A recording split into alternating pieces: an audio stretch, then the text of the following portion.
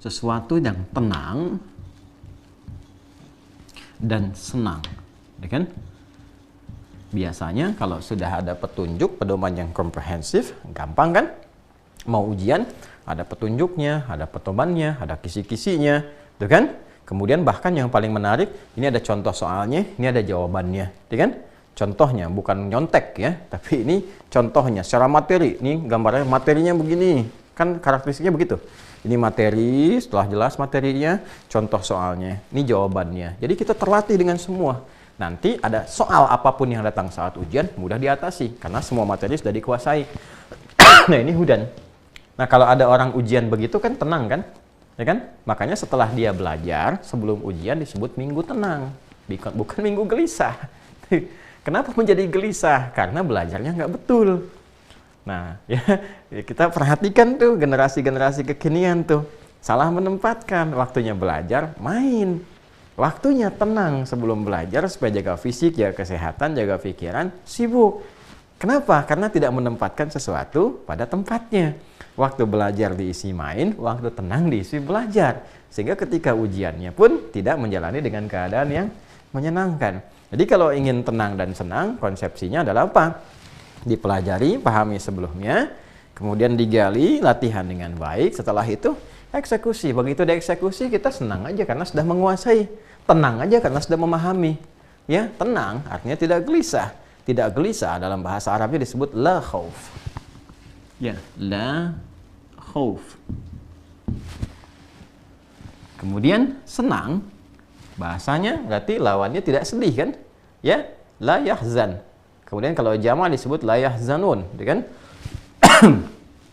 La yahzanun. Nah, ini. Baik ya. Nah, saya ingin gambarkan satu uslub, ya, gaya bahasa nih. Kalau kita ingin menampilkan sesuatu rasa, ya kan? Yang ingin kita harapkan, maka yang kita munculkan adalah sifat langsung positifnya.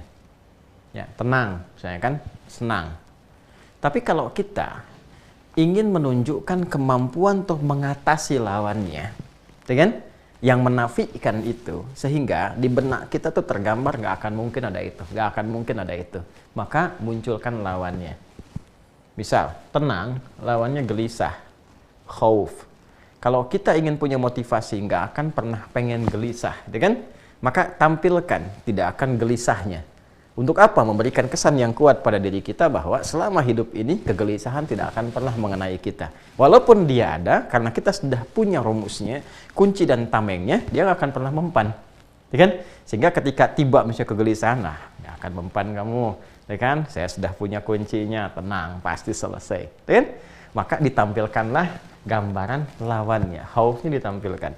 Ini rahasianya, kenapa dalam Al-Quran tidak ditampilkan tenangnya, tidak ditampilkan senangnya, tapi ditampilkan kata-kata la khaufunnya dan walahum yahzanun. La khaufun alaihim. Untuk memberikan kesan bahwa kegelisahan, khawatir itu memang ada. Tapi bagi orang-orang yang mengetahui pedoman berkehidupan, yang telah tahu solusinya, tahu perannya, maka kegelisahan sebesar apapun tidak akan pernah menjatuhkan mentalnya. Ya, itu poinnya. Ya, ketakutan sebesar apapun tidak akan pernah mengurangi optimismenya untuk menjalankan tugas-tugas kehidupan. Itu poinnya. Jadi seakan Allah ingin memberikan kesan bahwa ini tuh penting sekali. Kalau kita pahami semua petunjuk, dimanapun itu, Anda saat tugas, di militer misalnya, di kepolisian, di tugas-tugas birokrasi, di diplomasi, paham tugasnya, paham aturannya, tenang jalankannya. Itu poinnya. Nah, dan saat sudah paham itu, ya optimis, nggak ada kata pesimis, jauhi kegelisahan. Kemudian jalani dengan tenang, dengan senang. Ya, senangi, cintai pekerjaan itu. Kalau sudah cinta, dedikasinya tinggi, ya kan? Maka yang ditampilkan di sini semua tantangan, udah nggak ada kesedihan, nggak ada kekhawatiran, karena saya sudah paham semua isinya. Ini poinnya, jelas ya? Nah, teruskan ayatnya. Fa imma ya'tiyannakum minni huda. Ini poinnya. Maka dalam menjalani kehidupan itu, hei anak cucu Adam, kata Ibnu Abbas radhiyallahu taala anhuma, ini penekanannya ke anak cucu Adam nih. Ya kan? Tatkala diturunkan dan berganti generasi kehidupan, ganti lagi menjalani hidup bersamaan dengan turunnya Adam alaihissalam, Hawa alaihissalam, dan berganti generasi baru sampai hidup selesai. Dengan keadilanku, kata Allah, akan turun selalu pedoman berkehidupan sesuai dengan eranya. Ini indahnya. Sesuai dengan eranya. Jadi karakteristik setiap manusia di setiap era oleh Allah dijelaskan itu memiliki karakteristik yang tidak sama, nggak serupa. Eranya Nabi Adam beda dengan Nuh alaihissalam. Eranya Nabi Nuh alaihissalam beda dengan Nabi Ibrahim alaihissalam. Beda dengan era Nabi Musa alaihissalam. Beda dengan era Nabi Isa alaihissalam. Beda dengan era Nabi Muhammad dan umatnya yang alaihi salatu wassalam sampai kehidupan berakhir. Ya, akan tidak sama karakteristiknya. Kemajuan teknologinya tidak sama, cara berpikirnya tidak sama, karakternya pun terbentuk akan berbeda. Antropologi, ya, keadaan sosialnya tidak akan sama. Dan indahnya di situ Allah menurunkan hudan sesuai dengan karakter manusianya untuk memberikan solusi di setiap eranya.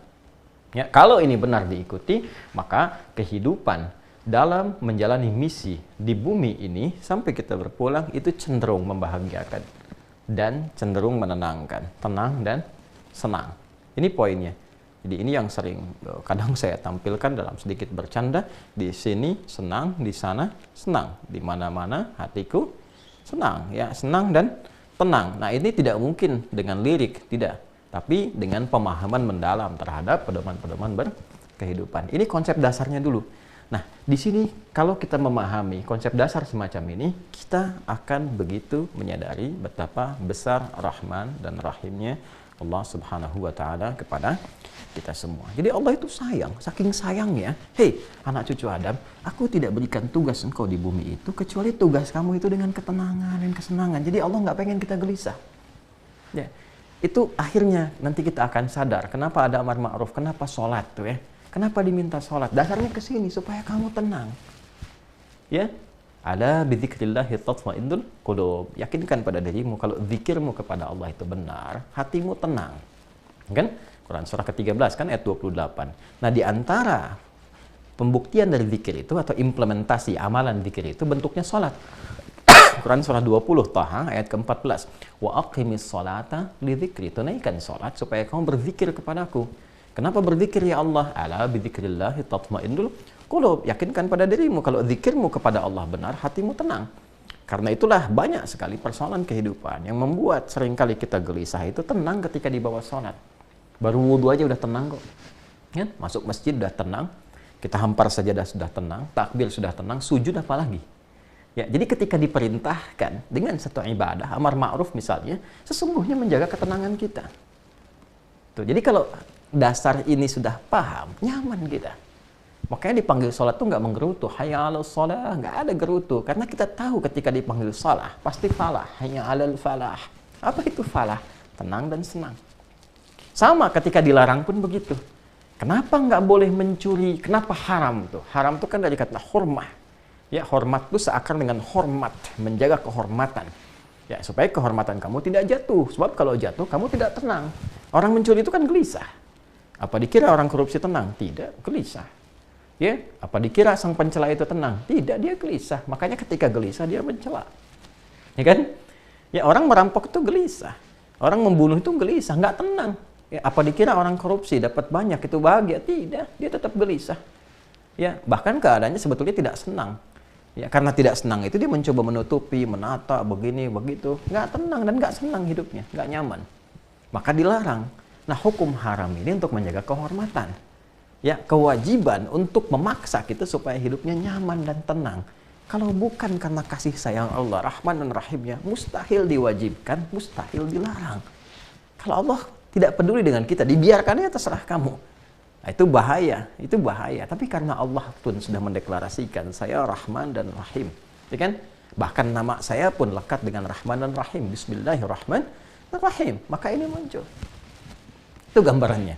Nah, ini dasar yang pertama dulu. Jadi, penting kita pahami bahwa satu, keberhidupan kita di muka bumi ini bukan kehidupan yang hampa.